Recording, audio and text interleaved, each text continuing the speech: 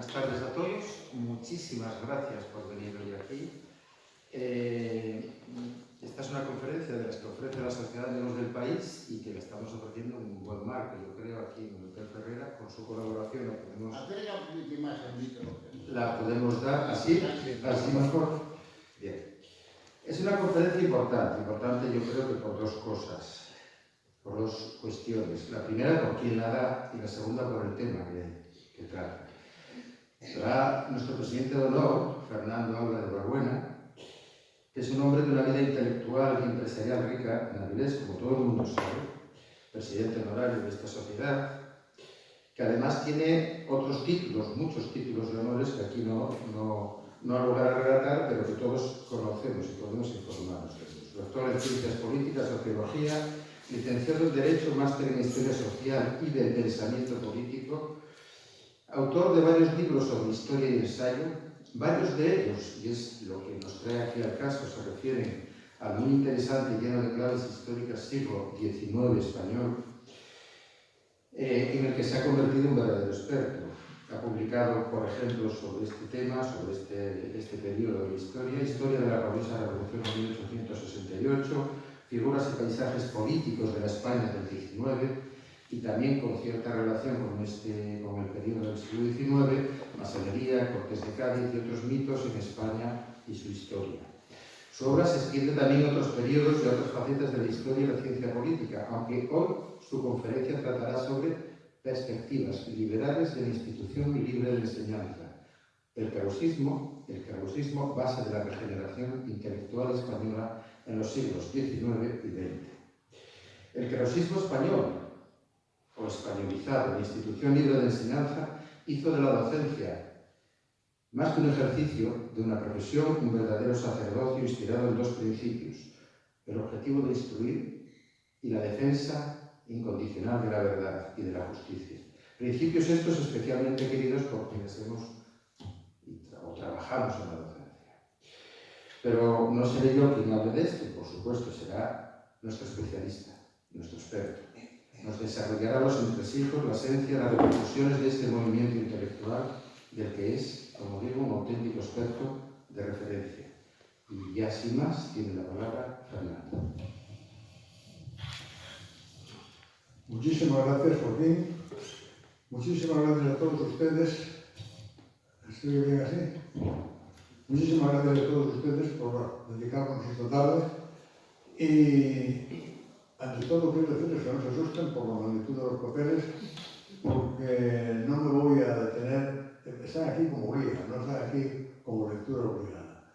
Yo siempre recuerdo aquellos versos del poema de Cid, cuando Cid dice: por necesidad batallo, y una vez puesto en la silla, se va ensanchando Castilla delante de mi caballo. Esto es muy normal en las conferencias que tenemos. La gente empieza con una cosita así, empieza a aumentarla, y llega un momento en que una conferencia que está pensada para como máximo una hora, dura 1 hora y media o más. Ustedes pueden tener la seguridad de que no les voy a cansar 1 hora y media. Voy a tratar de no llegar a la hora. Pero si quieren, durante la conferencia, interrumpirme, preguntarme cualquier cosa, o que les aclare cualquier concepto que no quede claro, tienen toda la posibilidad.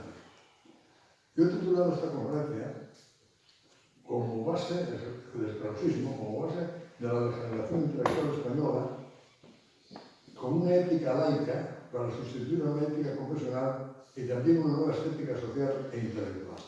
El krausismo tuvo muchísima importancia, aunque hoy está en fase de olvido. Ha vuelto a renacer, se han vuelto a poner todas las cosas en su sitio, pero después de acabada la guerra civil, en el año 39, y hasta los años 80 aproximadamente, no se volvió a hablar de la sociedad, ni de la institución libre de enseñanza, ni se volvió a hablar del krausismo, ni se volvió a hablar de San del Río, ni se volvió a hablar absolutamente de ninguna de las importantísimas figuras que pusieron en marcha esta teoría, que más que una teoría fue un modo de vivir. Vamos a detenernos un momento en el panorama social y político de la España durante el reinado de Fernando VII, de las regencias de María Cristina y de Espartero, y aún durante todo el reinado de Isabel II, que es, por decirlo de forma suave, absolutamente desolador el panorama. Y sin embargo, yo creo será por vicio constitucional, por vicio mío de estudiar desde el siglo, y yo creo que nada hay más apasionante que el estudio de nuestro tormentoso siglo XIX, en el que, pese a la triste realidad, aletea, cercenado por la represión y perseguido por los sectarios, un espíritu liberal y progresista que, por desgracia y para mayor retraso de España con respecto a Europa, no logrará plasmarse e imponerse hasta la gloriosa Revolución de septiembre de 1868, que fue la de Prim, en la que la difícil conjunción de progresistas, liberales y demócratas conseguirá organizar un conocimiento militar que, con evidente entusiasmo popular y casi sin derramamiento de sangre, aunque con 20 años de retraso respecto a Europa, intenta con diversa fortuna realizar los ideales de las revoluciones europeas de 1848. Hoy, hablar de liberales no tiene el mismo sentido que lo tenía en el siglo XVIII, ni XIX, ni casi en principios del XX. Los liberales en aquella época eran la izquierda la izquierda más peligrosa, eran terriblemente izquierdas. Hoy los liberales no solamente no son de izquierdas, sino que son casi están motivados de fascistas. De manera que esto nos da una idea de cómo van cambiando las cosas. Entonces los liberales eran los que se enfrentaban al poder absoluto del rey y querían, naturalmente, que hubiera un gobierno en el cual el pueblo participara. Y entonces esto era izquierda, izquierda, izquierda. Hoy lo que quieren los liberales es que el Estado no intervenga excesivamente en los bolsillos, en las conciencias, en las economías y en las vidas de la gente, y entonces, claro, esto ahora es derecha contrapuntada. En fin, ni una cosa ni la otra. Ni una cosa ni la otra. Este caldo de cultivo político-social, el mundo de la cultura y de la ciencia, de la enseñanza y de los valores educacionales, no solo es mejor librado en la calificación desoladora a la que antes nos habíamos referido. Mención tan grave como el cierre de las universidades, decretado por Fernando VII en 1830, por pretendidos motivos de orden público. Eso no se entiende, no se comprende que la universidad sea un vivero en el cual está la rebelión y está la animadversión hacia el orden público. Pero bueno, esto fue así. No se puede juzgar este cierre de las unidades sino de una decisión nefasta y sin posibilidad de ningún paliativo de dicho juicio, por muy buena voluntad que se ponga en el análisis. Lo cierto es que en realidad las universidades eran organismos inútiles para aquel régimen de anárquica arbitrariedad en país mísero, inculto y desangrado tras la guerra de la independencia, pero que paradójicamente poseía un pueblo de espíritu moralmente recio y vigoroso. Pero este pueblo tuvo la desgracia de ser representado por una clase gobernante aferrada a sus privilegios y que no poseía ninguna de las virtudes de las que no puede ni debe carecer una clase dirigente. Como ven ustedes, poco hay que decir entre entonces y hoy. La historia se repite y las cosas siempre son, el que manda siempre tiene en su mano la estaca y la usa a su manera, sea de la izquierda, sea de la derecha, sea del centro, sea donde sea, siempre trata siempre de tiranizar al pueblo. El error del cero universitario, mientras el rey se complacía en crear la Escuela de Tauromaquia de Sevilla, a la que dotaba de fondos compatulantes para extendidez, abochorna. Sobre todo si tenemos en cuenta la ávida penuria educacional de una España con más de un 80% de analfabetos. No obstante, las raíces de esta situación vienen de muy lejos, seguramente desde el barroco y aún desde antes. La cultura española estaba sumamente vinculada a una iglesia que no había evolucionado con los tiempos, y el pueblo llano, regido a toque de campana y adoctrinamiento del púlpito, vivía el temor moral del más allá, con poca o muy poca atención política al más acá.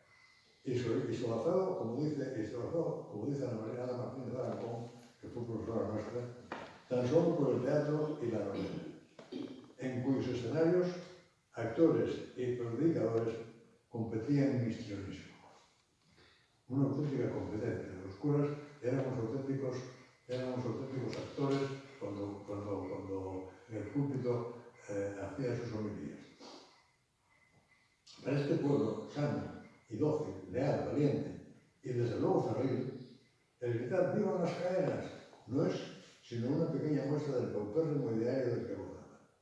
La influencia que en él ejercía la clase clerical puede detectarse perfectamente en el lenguaje popular, en que los giros coloquiales propios de la época son así. Para el vulgo, una persona culta es la que tiene muchos latines. Y discurrir sobre las cuestiones complicadas es meterse en teologías. Todo ello confirma la penuria mental y moral de una sociedad civil en la que el bajo estrato, que es abrumadoramente mayoritario, y también ciertas capas de la burguesía y aún de la aristocracia, son ignorantes, clericalizadas y poco dispuestas a salirse de las normas de un corral en el que prima la llamada fe del carbonero y el ultramontanismo y la actitud sumisa y acrítica ante las enseñanzas de una iglesia anclada en estructuras refractarias a toda modernización. Voy a darles a ustedes una muestra del pensamiento popular de la época fernandina y no voy a usar mucho, pero con esta lectura poco más voy a leer. Hay en Madrid por esta época, y desde hace bastante tiempo, unos seres popularmente conocidos como flamasones. El francmasón galicista se ha convertido en boca de la plebe carismática en framasón. Con los flamasones se hallan muy a mal los buenos españoles, que constituyen la mayoría inmensa del pueblo, casi en masa de la aristocracia, las 3/4 partes del ejército, las 2/3 partes de la burguesía civil y el clero en su totalidad. El resto no está mal con los flamasones, pero es que el resto no lo constituyen los buenos españoles, y son flamasones ellos mismos, o liberales, o negros, que es todavía peor.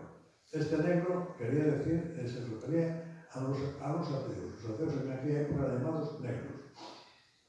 Esta gente negra, extravagante y nociva, proclama inauditas noticias. Quieren que el rey sea rey y que lo sea en España, si no hay otro remedio, don Fernando VII. Pero opinan que la nación, con todos los españoles que tiene dentro, significa algo y también debe de intervenir en el gobierno del reino, por medio de sus representantes. Defienden una cosa absurda que llaman cortes y con otro cierto artilugio que llaman constitución las aúnan. Afirman que son ambas cosas el rey no, si sin ambas cosas el rey no debe de gobernar. Si gobierna, ellos, los liberales, se oponen, protestan, conspiran, imprimen bombas clandestinas en prensa y verso. Y, si es preciso, que no deja de serlo, mueren por sus ideas. Por fortuna, tales ideas las mantienen pocas personas en el país. La mayoría saben perfectamente, y no son bastantes todas las malignas teorías del extranjero para colocarlo, que el único que puede mandar en España es el rey. Y el rey tiene que ser absoluto y neto, y además católico, como vocifera muy bien por esas plazas el padre Pajarito con su pico de oro. Los flamasones son pues gente malvada y viciosa, digna toda ella de bailar en la horca. Así lo dicen las personas mayores, con raras excepciones, y así lo repiten los chicos de sus peleas y travesuras, aplicando el mote como el cruel afrenta de los adversarios y los enemigos. Por eso cada bando guerrero, en las líneas interrizas, lanza este motejo de flamasón envenenado o negro al bando contrario. La propaganda clerical de aquella época, como ustedes saben, es muy fuerte. Y dura mucho tiempo. Y dura tanto que con el paréntesis de los años de la Segunda República se vuelve a recuperar y dura hasta hace relativamente poco tiempo. O sea que en ese momento la Iglesia es terriblemente poderosa. Y ese poder es a la vez un contrapoder del Estado, porque existe la alianza entre el trono y el altar, sin la cual no se puede contender la gobernabilidad de España. Gobernar sin que un obispo o un arzobispo o un cura párroco esté de acuerdo, no lo puede hacer ni un alcalde, ni un gobernador civil, ni un ministro. Tiene que ser todo así y si no, no funciona. Bien, de todos modos, muerto Fernando VII y lanzado el país a la vanguardia de las guerras civiles, durante este triste periodo también fueron teatro las universidades de una encarnizada guerra de ideas que no tenían lugar precisamente en el plano del pensamiento teórico ni en las altas esferas especulativas. El problema de la educación en España era un problema gravísimo, terriblemente grave, porque las escuelas, primero, las universidades después, se limitaban a hacer una enseñanza memorística de una serie de conceptos que luego se ponían en práctica con arreglo a lo que la judialización del país hiciera, que no era siempre un poder judicial independiente, sino que la independencia del poder judicial no se gestó en España hasta mucho después, aunque realmente la judicialización española es muy anterior a lo que estamos hablando. Esto lo he dicho muchas veces, pero conviene que lo vuelva a decir porque la gente tampoco lo sabe. España es el país democrático, parlamentario y de independencia de poderes más antiguo de Europa. 1188, Cortes de León, con Alfonso IX, ya se establece la inviolabilidad del domicilio, la inviolabilidad de la correspondencia, no poder detener a la mujer si no está presente el marido, no hacer un solo impuesto sin que las Cortes lo aprueben y no poder el rey hacer papar o declarar la guerra sin que las Cortes le den el visto bueno.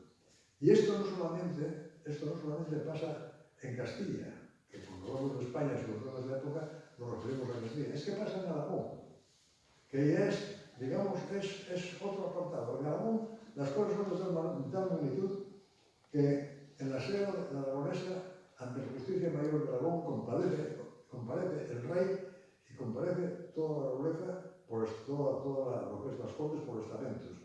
Y entonces la justicia mayor de Aragón le dice al rey: nos, que somos tanto como vos, y todos juntos, más que vos, os elegimos principal entre los iguales para que nos gobernéis, siempre que lo hagáis de acuerdo con nuestros fueros, costumbres y tradiciones, con nuestras leyes que se voten en Cortes o leyes que ancestralmente hayamos recibido de nuestros antepasados.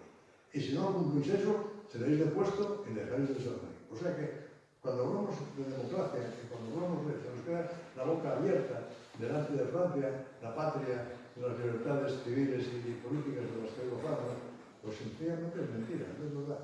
Queda muy bien decir que la Revolución Francesa trajo la libertad, la igualdad y la fraternidad, pero no es verdad. Eso ya se había demostrado en España muchos siglos antes. Pero claro, los españoles tenemos tal complejo de inferioridad, tenemos tal punto de inflexión en lo que nos dicen los demás, y tenemos una apertura de ojos así de grande ante las cosas extranjeras, que somos el peor de los países. Yo se lo decía hace poco a un compañero aquí presente, unas palabras del poeta Barcena, que decía: oyendo hablar a un hombre fácil es acertar donde vio la luz del sol. Si os hablo de Inglaterra, será inglés. Si os habla mal de Prusia, es un francés. Y si habla mal de España, eres español. Y así es como fuimos sorteando todas estas situaciones hasta que hay una fracción importante del pueblo que se da cuenta de que el problema no radica en más bienes, no radica en más extensión, no radica en más colonias, no radica en más guerras, no radica en más riquezas, sino que radica en la educación. Y la educación en España, pues, en fin, ¿qué les voy a decir a ustedes? El ambiente universitario, hemos hablado de él, el ambiente universitario era un desastre. Y la educación en España era un desastre. Y lo que salía de las universidades era un desastre. Y España entera era un desastre. Y entonces, solamente aquellos que emigraron a América, aquellos que, poniéndose el mundo por montera, subieron un barco y crearon una nueva España más allá del océano, solamente estos procedieron no por formación, sino por necesidad. Y que eso es lo curioso, las cosas en España no se han hecho por formación, se han hecho por necesidad. Y esa necesidad nos llevó a ser la primera potencia del mundo. Así como queda. Pero allá por los años 1843 llegó a oídos de nuestros gobernantes un vago y misterioso rumor de que en Alemania existían ciencias arcanas y no accesibles a los profanos, que convenía traer a España para remediar en algo nuestra penuria intelectual. Y ponernos de un salto a nivel de nuestra maestra Francia, de donde salían todos los años Víctor Toussaint a hacer en Berlín acopio de sistemas para el consumo de todo el año académico. Y como se tratase entonces del arreglo de nuestra enseñanza superior, pareció aceptada la providencia a don Pedro Gómez de la Serna, ministro de la Gobernación en aquellos días. Le pareció bien enviar a Alemania a estudiar directamente de sus fuentes originales aquella filosofía. Y se lo encargó a un buen señor castellano, Carlos Romíguez, natural de Torrelévalo, pueblo de la provincia de Soria, antiguo colegial del Sacromonte, de Granada, donde había dejado la fama por su piedad y misticismo, y algo también por sus rarezas, hombre que pasaba por aficionado a los estudios especulativos y que por nada sospechoso era en mantener irreligiosidad. Bien, esto lo escribe Menéndez Pelayo y a don Julián San del Río, que es a quien se refiere, le antepone un buen señor. Julián San del Río es un adjetivo antepuesto que de cierta manera pues connota un desprecio. Don Julián San del Río no era ningún ignorante ni era ningún buen señor. Era un hombre de una gran probidad, de una gran inteligencia y de una gran y enorme capacidad de trabajo. No se muestra por su imparcial, don Marcelino Menéndez Pelayo, a pesar de que es uno de nuestros grandes escritores, uno de nuestros grandes polígrafos, pero hay que tener en cuenta que cuando dice esto, siendo ya un sabio, literalmente hablando, tenía todavía muy pocos años de edad y conocía poco el vaivén, el manejo y los avatares de lo que es la vida política. Bien, don Julián San del Río acepta el reto que le dan y se marcha a Alemania, amparado por el ministro de la Gobernación, se marcha a Alemania para estudiar las escuelas alemanas de filosofía que en su tiempo, en aquel tiempo, eran las más avanzadas del mundo. Los maestros, los grandes maestros de Alemania, eran Schelling, era Hegel, era Bustro, eran unos cuantos señores que manejaban las escuelas y las facultades de filosofía y sobre todo de filosofía política y de derecho natural. A esto, a San del Río y a sus colaboradores más íntimos, esto les interesaba mucho, porque como eran juristas, la filosofía del derecho y el derecho natural les interesaba extraordinariamente. Y ellos sostenían que las leyes deben de basarse siempre no en lo positivo, sino en lo realmente imperecedero, que es el derecho natural, que es la fe en las cuestiones que no cambian. Entonces, este derecho cambiante que tenemos hoy, que se va a poder, este derecho, yo creo que ni es derecho ni es nada. Decía un famoso filósofo de esta época, precisamente, que la rosa florece hoy como florecía en el paraíso terrenal, y las estrellas brillan como brillaban hace millones de años. Sin embargo, la ciencia jurídica cambia de día en día. 3 palabras contradictorias del legislador convierten bibliotecas enteras en basura.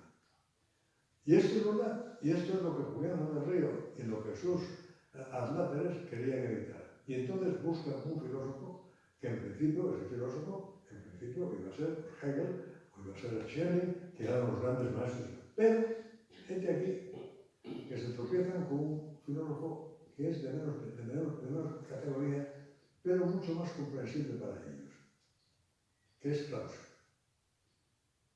No entro en detalles de cómo Sá del Río en fin, empezó sus relaciones con Krause, etcétera, sino que voy a llegar a las razones de una elección.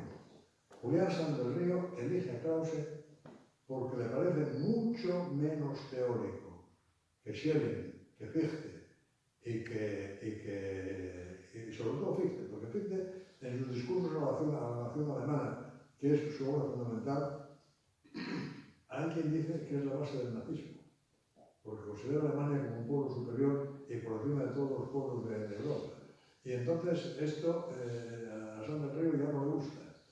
Y Schelling, pues por el estilo, es un hombre que en fin, que está también rodeado de una élite de profesores, pero él desciende poco a la cátedra y se limita a dar las medias de conducta de los profesores. Pero quedaba otro, quedaba Hegel. Y entonces, ¿por qué no eligió a Hegel? Hay hombres que dicen, como Fernando de los Ríos, que Hegel hubiera sido mucho más útil que Krause, porque nos hubiera hecho reflexionar con tiempo el marxismo, porque Hegel es el padre del marxismo, la izquierda hegeliana, de ahí sale Marx y de ahí salen todos los marxistas, de ahí salen.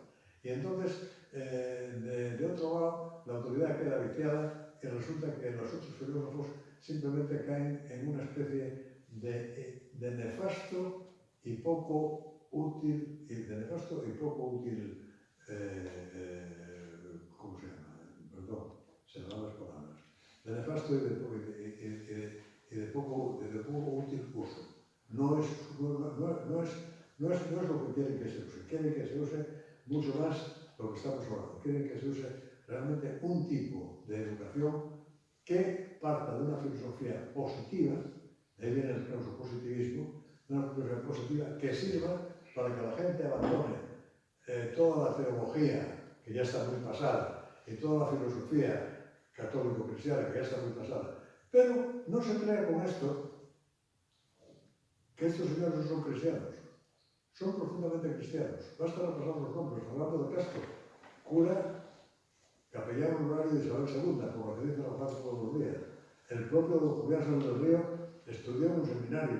Su tío es el que lo saca del seminario y le hace doctorarse en Derecho y Filosofía. Todos los clausistas, todos ellos son de una fe absolutamente impune, absolutamente inviolable a lo que diga el ateísmo y a lo que digan los negros y los liberales que decían las masas terribles del tiempo de Fernando VII. Estos señores tienen una idea que es fundamental y que ahora empieza a estar otra vez de moda, pero que no estuvo mucho de moda en España, que es la tolerancia. ¿Usted quiere pertenecer a nuestro grupo? Venga. ¿Usted es católico practicante? Venga. ¿Usted es arriano? Venga. ¿Usted es protestante? Venga. Usted, lo único que le pedimos es que no trate de hacer proselitismo de su religión, que respete las religiones de los demás y que establezca un tipo de enseñanza neutra, ética y laica para que la gente sepa muy bien a qué atenerse. Cuando hablamos del laicismo, la palabra está ya tan solamente cargada de sentimientos peyorativos que confundimos laicismo con ateísmo. Y no tiene nada que ver. Se puede ser laico y no ser ateo. Se puede ser laico y ser personalmente católico. Pero es que la catolicidad, la religiosidad, la práctica de la religión, el ir a misa o el ir al rosario o el ir a la sinagoga, es una cosa íntima y personal, que no debe de ser perseguida nunca, ni por los intelectuales, ni por los que no lo son. Y esta es la base de Klaus. Y esta es la base de Julián Sánchez del Río. Bien, don Julián se marcha a Alemania con la idea de estar 2 años estudiando la filosofía alemana. Pero 2 años no le basta para estudiar la filosofía alemana. Él se limita a coger apuntes, a tomar nota de lo que pasa en Alemania, que era un hombre muy inteligente y con una gran capacidad de síntesis, y lo apunta en sus papelitos y se vuelve para España. Se vuelve para España por una cosa que no tiene nada que ver con lo que estamos diciendo, porque se muere su tío y tiene que venir a hacerse cargo de la herencia. Pero una vez que se hace cargo de la herencia, ya no vuelve. Pero ante el ministro le dice que no está preparado suficientemente para tomar la dirección de la Universidad Española, de los estudios liberales de la Universidad Española, que él está todavía en peligro de abandonación. Y se pasa nada más y nada menos que 10 años en Illescas estudiando la filosofía clausista, estudiando la filosofía hegeliana, estudiando a Schelling, estudiando a todos los filósofos alemanes de los cuales él quiso importar las nuevas ideas y sobre todo más que las nuevas ideas, los nuevos procedimientos. Y entonces él está 10 añitos, pero no se crea que está 10 años aislado del mundo. Él iba con frecuencia a Madrid. Iba con frecuencia a Madrid, iba a la universidad, se enteraba de cómo iban las cosas, veía cuáles eran los puntos que realmente había que retratar más con arreglo a lo que ella iba sabiendo, e iba adquiriendo una serie de conocimientos tan importante que hoy seguramente sería un premio Nobel. Hay un determinado presente trabajo, de cuya limitación soy consciente, el analizar todos y cada uno de los resultados que el clausismo produjo en España. Por ello, me limitaré a pocos aspectos del mismo, como son sus significaciones en la religión y en la política, especialmente en la educativa, así como en el sumario recorrido al pensamiento de sus discípulos, en clase, quienes brillaron recogiendo la antorcha del maestro y crearon un regeneracionismo universitario y social. En realidad, el clausismo no fue solo una filosofía, sino fue también, en gran medida, como dijimos antes, un modo de ser, y más que un modo de ser, un modo de estar. No solamente ellos querían respetar la ética, sino también la estética. Lo bonito, lo bello por fuera suele también ser bello por dentro.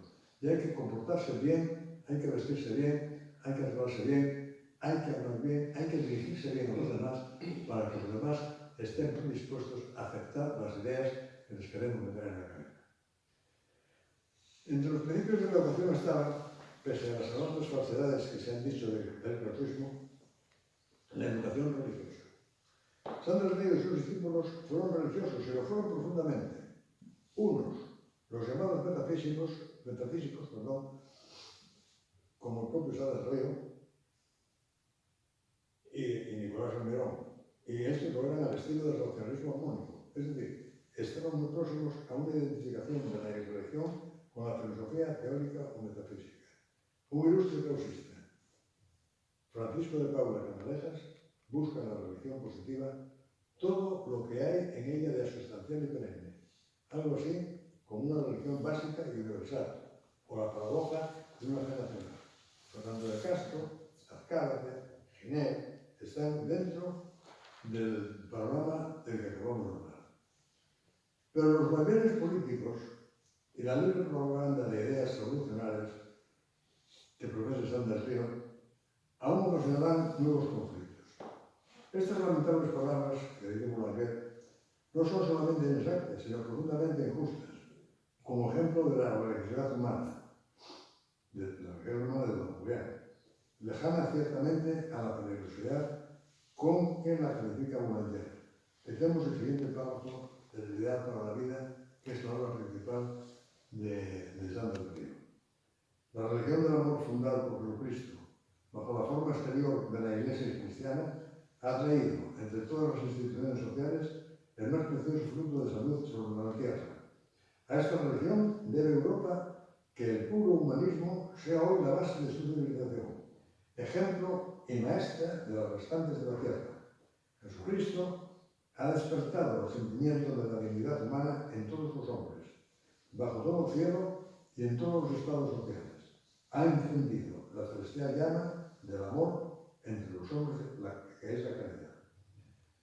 Por otra parte, don Julián siempre se consideró a sí mismo como un filósofo fiel cristiano, aunque la relación entre el creer y el entender la consideraba no desde la fe, sino desde la razón, ya que por ser profesor de filosofía entendía que ésta da también fuerza a su modo, y la fe, sobre todo, si es religiosa.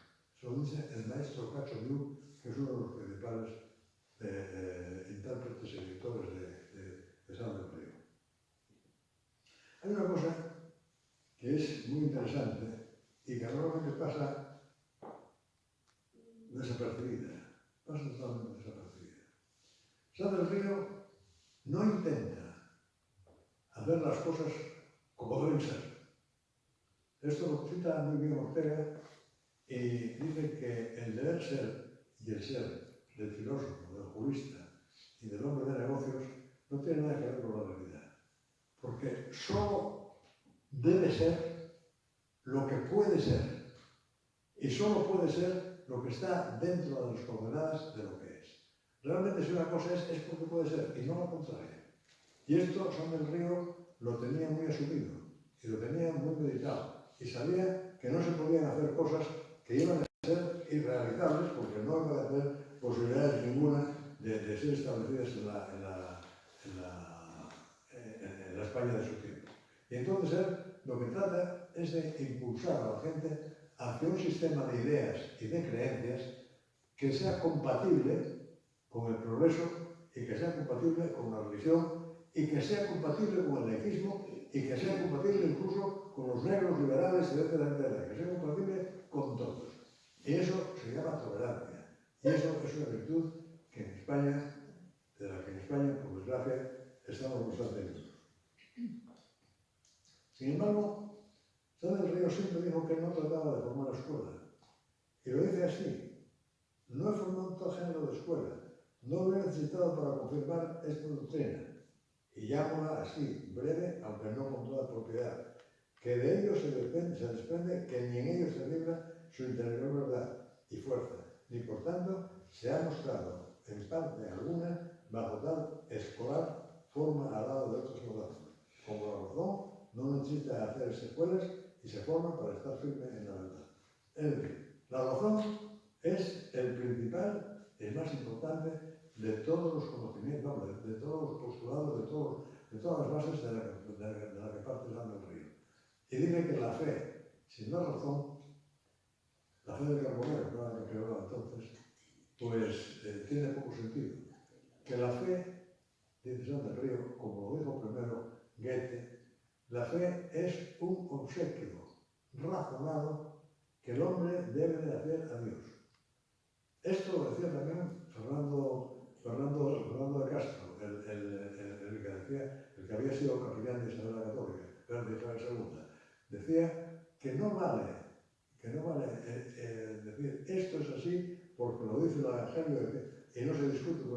El dogma, sobre todo cuando el dogma se separa de la razón, el dogma debe ser discutido, el dogma debe de ser desmenuzado y el dogma debe de ser bien entendido. Si no, esa fe no tiene ningún mérito. Si la razón, que es lo principal que nos ha dado la naturaleza, no la usamos precisamente para eso, entonces estamos haciendo un mal uso de la razón y por ende un mal uso de la fe. Por eso los clausistas le parecieron muy mal, terriblemente mal, lo que pasó con la elección del nuevo Papa. El nuevo Papa era Pío IX. Pío IX era un hombre de la mediana aristocracia, era un hombre formado en la catolicidad, pero era un liberal.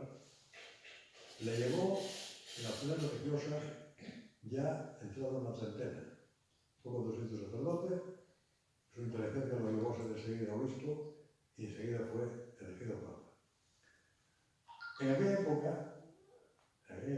en Italia, gobernaba, si no gobernaba, por uno estaba invadida, fuertemente invadida, excepto la Cerdaña y el Piemonte, estaba invadida por los austríacos.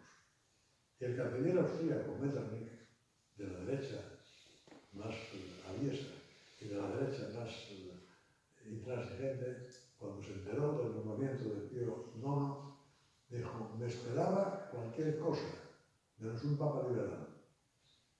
Bueno, el papa liberal lo primero que hizo fue abolir todas las cosas que tenía que tenían los dos pontificios, abolir todas la amnistía general y acabar con las distinciones de que tú crees, tú no crees, tú eres tal. Pero luego después, esto sería motivo de una conferencia, después tuvo que abrir velas y tuvo que, claro, la sociedad le obligó a ser un papa realmente no progresista, sino todo lo contrario. Y es un papa que es el que, y esto les causó a los clausistas un disgusto impresionante, es el papa que en el Concilio Vaticano I decreta nada más y nada menos que la infalibilidad pontificia. Entonces, Fernando de Castro, por ejemplo, como sacerdote que era, decía que el papa, que infalible, la única persona infalible es Dios. El papa se puede equivocar, aunque sea en materia de fe y de buenas costumbres, porque lo que hoy son buenas costumbres, sabemos que antes no lo era, y seguramente no lo será mañana. De manera que la fe también cambia, porque una vez vemos esto, otro, vamos proporcionando y vamos a total, que la calidad pontificia les sentó a los clausistas como un cañonazo a boca del pueblo, después de la vida.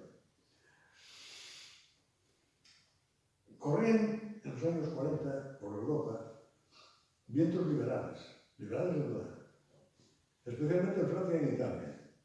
En esta última, disgregada en 4 reinos y ocupada la Lombardía por los ejércitos austríacos, un fuerte sentimiento de unidad nacionalista establece claras esperanzas de que Carlos Alberto de Cerdeña en Piemonte llegue a echar de Italia a los austríacos y a conseguir la ansiada unificación de Gioberti, que era el valedor de la figura del Papa, como garante de la unidad y de la independencia de Italia.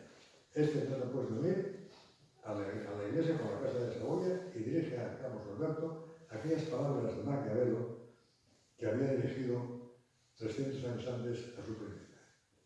Ponga vuestra mano en este asunto, ponga vuestra majestad mano en este asunto, para que cese este vago dominio y puedan hacerse otra vez realidad las palabras del Petrarca.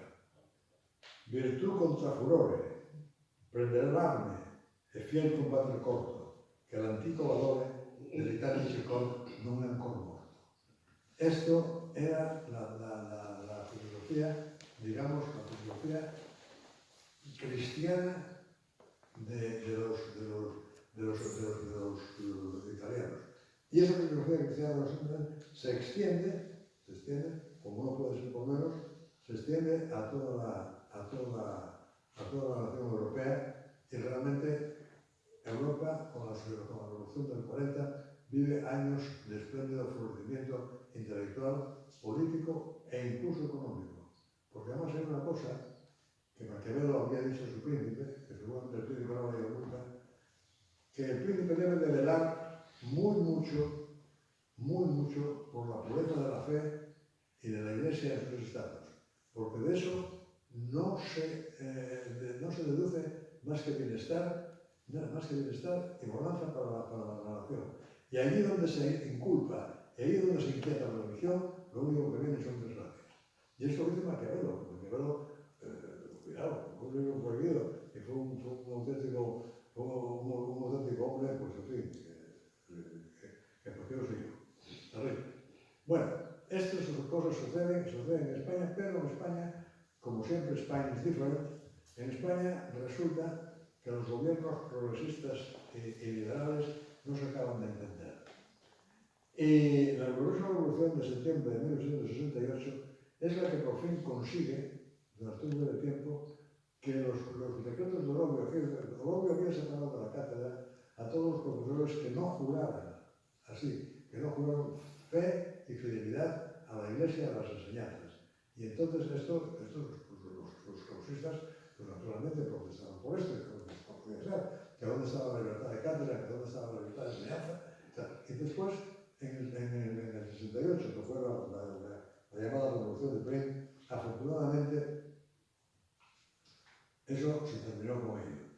Volvió otra vez a retroceder, pero al final se consiguió que los clausistas y los no clausistas no fuesen desposeídos de su cátedra bajo ningún argumento que tocase a la fe y a las buenas costumbres.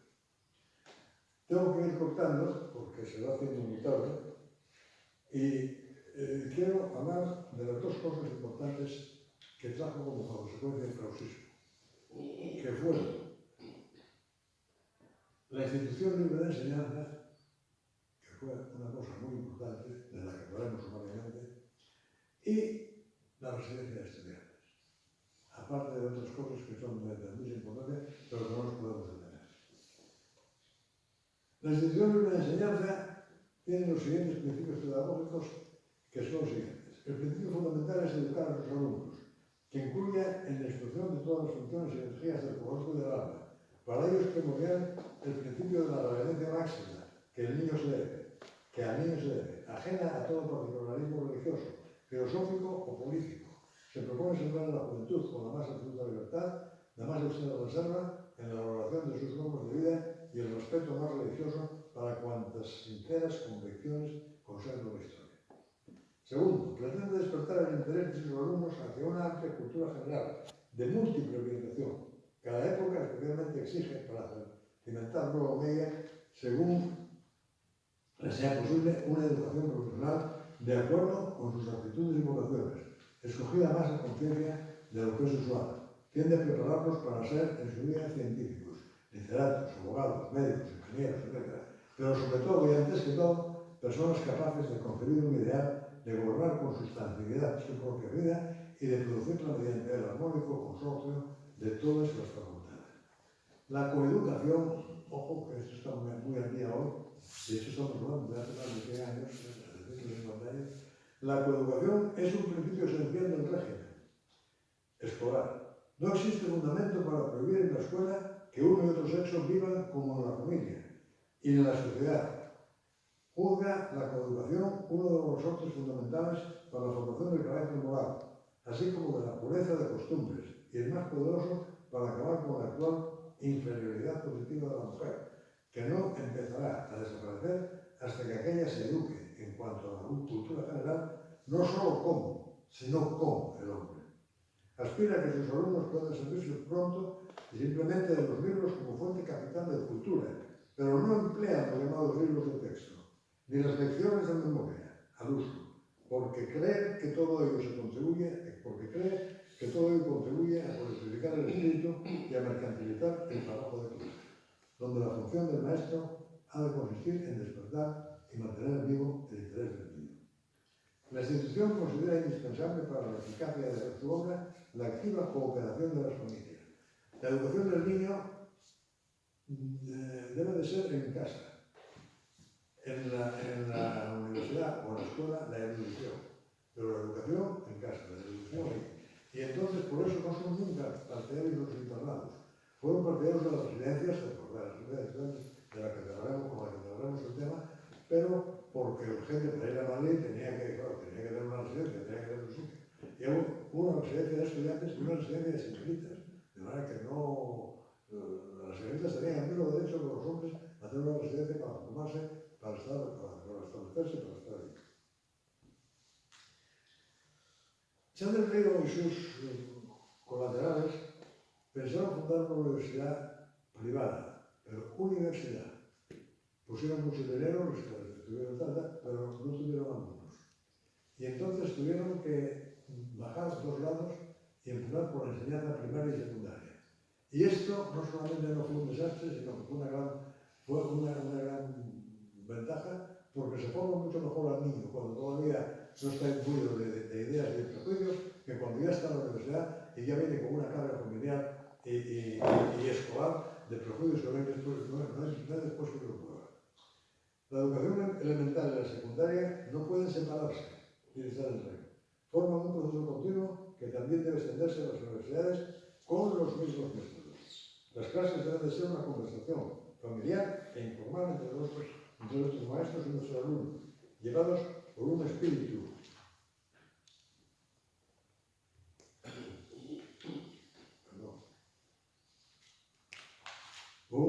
descubierto que ponga en marcha métodos intuitivos reales en vez de abstracciones, objetos en vez de palabras, diálogo socrático. El aula debe de ser un taller, el maestro un director, los alumnos una familia. La disciplina no puede basarse en castigos, sino en la idea de la corrección y la reforma, en la convicción de que hay que hacer el bien por el bien. Se propone el principio de la pedagogía activa, etcétera, etcétera, etcétera. Dogmas y tolerancia, ya hemos hablado de ellos antes, y no quiero repetir lo que he dicho, pero el dogma es una cosa y la tolerancia es otra. Nadie está en poder absoluto de la verdad. Vamos a dejarnos un momento para terminar en la residencia de estudiantes. La residencia de estudiantes, desde su fundación en 1910, fue el primer centro cultural de España y una de las experiencias más vivas y fructíferas de creación e intercambio científico y artístico de la Europa de entreguerras. En 1915 se traslada a su sede definitiva en la montaña, a la madrileña colina de los Auchocos. Durante toda esta primera etapa, su director fue Alberto Jiménez Raúl, que hizo de ella una casa abierta a la creación, el pensamiento y el diálogo interdisciplinar. Yo conocí a 3 institucionistas al destino. A 3 residentes en la residencia de estudiantes. Y digo quiénes eran sin ninguna, porque ellos además estaban orgullosos de haber. El primero, uno de los dueños de esta casa, Galo y García Suménez, Marqués de San Muñoz, que estuvo 5 o 6 años en la residencia.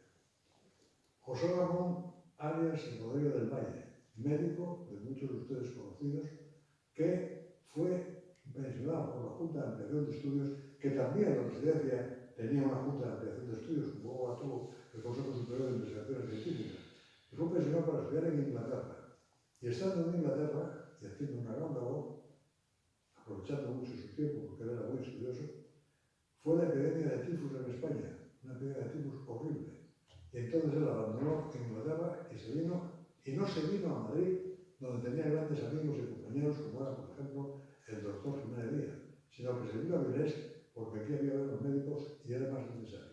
Y curiosamente, eso nos dio la ventaja de tenerlo para siempre como médico de Vilés, y era un médico.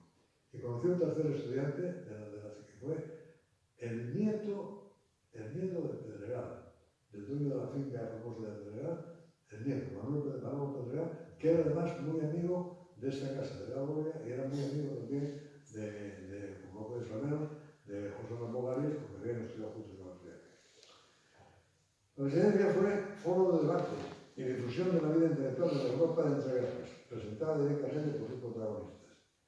En las personalidades que acudieron a los salones figuraban Alberto Einstein, Paul Valéry, Marie Curie, Igor Stravinsky, John M. Keynes, Alexander Keller, Walter Gropius, Henry Bergson y Le Corbusier, entre muchos otros. Curiosamente, había un hombre que nos presenta aquí, que fue don Esteban Terradas e Ilia, que tenía nada más de 11 titulaciones universitarias de ingeniería, aparte de ser también licenciado en filosofía, en derecho y en otras cuantas. Einstein habló de lo que tenía que hablar, que era de la desintegración del átomo. Y después que escucharon todos, él dijo: la conferencia que di en Madrid, el único que la entendió fue don Esteban Terradas e Ilia. Los demás se quedaron completamente mal. En fin, ha de reconocerse de eso toda la labor editorial que hizo, tal y tal. Las visiones, que no voy a entrar en ellas porque no sabíamos nunca, las visiones culturales, como la que había, por ejemplo, Federico García Lorca, llevando el teatro por los pueblos, etcétera, etcétera. Todo esto fueron cosas que hizo la residencia, se llamaba La Barraca. Y la verdad es que llegamos a un punto que fue, y no quiero ser político, pero es una realidad y que no habla, que fue el derribo franquista de la institución. La guerra civil fue una gran cicatriz que partió en dos la historia de España. Desde el punto de vista cultural, los vencedores devolvieron al país el antiguo régimen. Se satanizaron tanto las personas como las reacciones de la Segunda República, tal y como puede apreciarse en la orden de 7 de diciembre del 36, lo cual no quiere decir que algunas de estas posiciones sí debieron de ser satanizadas, pero otras no pudieron corregir. Uno de los primeros que protestó contra la expulsión de los jesuitas y el cierre de las escuelas religiosas fue precisamente San Luis, que dijo que, fue precisamente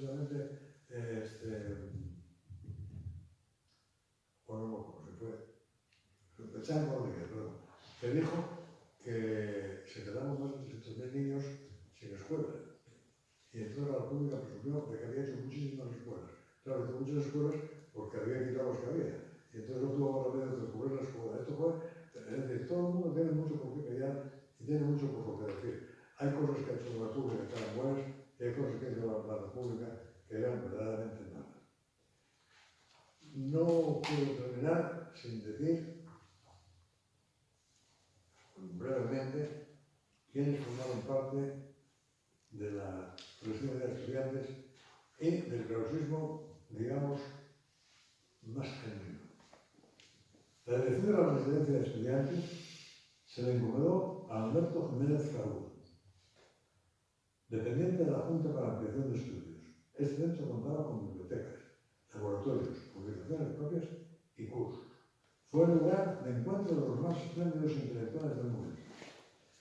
Alberti, Lorca, Menéndez Pidal, Antonio Machado, Juan Ramón Jiménez, Unamuno, Ortega y Gasset, Dalí, Moreno Villa, Buñuel, Jorge Guillén, Salinas, Azorín, Ramiro de Merchant. En 1915 se inauguró la Residencia de Señoritas dirigida por María de Merchant, que compartía con la Residencia de Estudiantes objetivos y preocupaciones.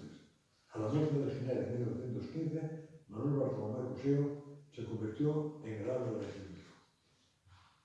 Y poco más que decir, o casi nada más, que algunas cosas que se le han atribuido a la institución libre de enseñanza y que no quedaríamos tranquilos si no las distribuyéramos aquí y no las dijéramos porque son absolutamente mentiras.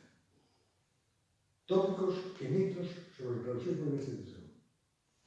Hubiera sido mejor interpretar a Hegel que a Krause. Ya vimos que esto no era así. Krause era un filósofo mucho más comprensivo para el nivel intelectual de España que Hegel, que además entendió en unas estipulaciones que no trataron nada de bueno. Ya hemos visto cómo es una afirmación carente de fundamento, porque Hernández Río eligió lo que consideró más transmisible. Otra, Krause era un pensador sin importancia. Podemos considerar de este prejuicio a don Marcelino Menéndez y Pelayo. A lo largo del texto hemos visto cómo alguna dimensión ética y social de Krause son hoy de gran modernidad. Los krausistas son irreligiosos. También hemos visto cómo cadena de fundamentos del tópico. La ortodoxia social de una época y de un régimen, del 18 de julio, han contribuido a difundirla, añadiéndole mistificaciones y tintes de republicanismo. Otra, Meile es elitista. La propia izquierda ha extendido este prejuicio. Lo cierto es que la actitud vital de los hombres de la institución es, por antonomasia, la de la otra izquierda, la burguesa. Laicismo, secularización, refinamiento estético, puritanismo moral, propósitos libertarios, inclinación al republicanismo y las formas típicas de la clase media a caballo de los siglos XIX y XX. Sin embargo, en aquella época en la que la tasa de analfabetismo rondaba el 70%, la institución puso en marcha numerosas acciones de educación popular y obrerista. Otra, son extranjerizantes. Prejuicio intolerable del catolicismo oficial de un nacionalismo de vía estrecha que consideraba que toda importación de ideas europeas necesaria, como hemos visto, constituía un atentado contra la patria común.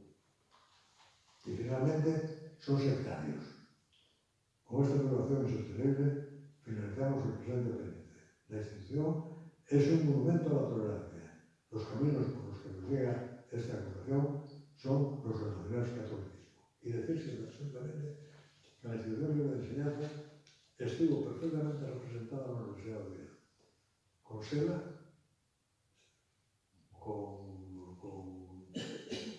ahora se me olvidó el nombre, que fueron, ellos son los que crearon la cátedra de extensión universitaria de la Universidad de Oviedo y las colonias de Salina.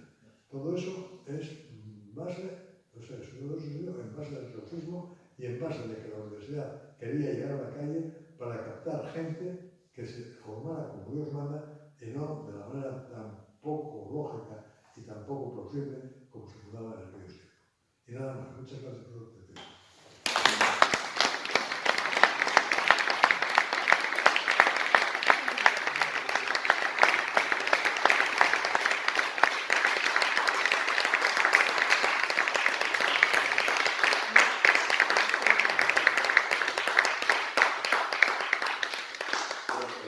Gracias, Fernando, porque yo creo que estamos de acuerdo todos, que acabamos de escuchar la conferencia en que la institución libre de enseñanza, el krausismo, toda esta corriente intelectual del siglo XIX y siglo XX no se le ha hecho justicia todavía.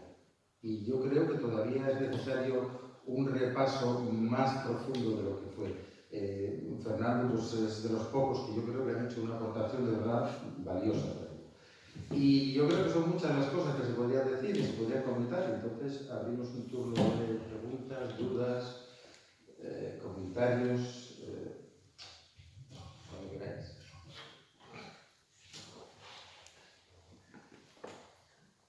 Fernando, actualmente que en España no hay ningún personaje característico, ninguna institución, ningún grupo que sea un poco el heredero de la labor realizada por los krausistas. Es decir, se sumó toda la ideología krausista, hay todavía rescoldos en España, en algún sitio concreto. La INE existe todavía y la residencia de estudiantes también. Lo que pasa es que está en un estado lamentable y derrotado. Pero de la Institución Libre de Enseñanza nació el Consejo Superior de Investigaciones Científicas, la Junta de Ampliación de Estudios, etcétera, etcétera, etcétera. O sea que sí que hubo continuidad y sí que, con la ley en la mano, la Institución Libre de Enseñanza todavía existe legalmente en España. Otra cosa es el ámbito que tenga y otra cosa es la clientela que haya podido captar.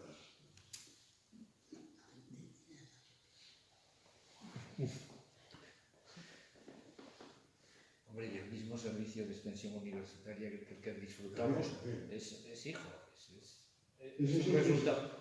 Justo, se me olvidó decirlo. Y en Asturias, vamos, en Asturias es potente. Me olvidó decirlo que era Seda y el otro Aramburu, que fueron los dos que hicieron las carreras de la extensión universitaria y que realmente tuvo unos éxitos extraordinarios en la Universidad de Oviedo.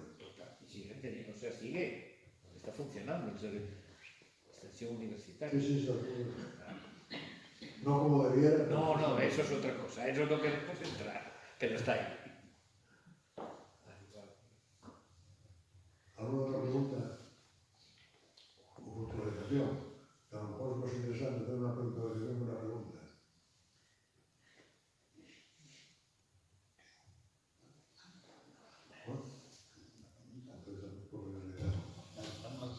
Es que está muy redondo hecho. Es que cuesta trabajo meterse, claro. Si haces una pregunta, al final vas a claro. reformular lo que Fernando ya planteó, porque planteó elementos así muy críticos también. Porque puede decirse que la Institución Libre de Enseñanza murió y dejó su legado después de muerta. Después no se nombra como tal, no tenemos krausismo como tal, pero tenemos sus efectos. Eso es un poquito el resumen, ¿no? Bueno, pues nada más. Muchas gracias por vuestra asistencia y os esperamos para futuras conferencias aquí en la de Catán. Muchas gracias. Gracias.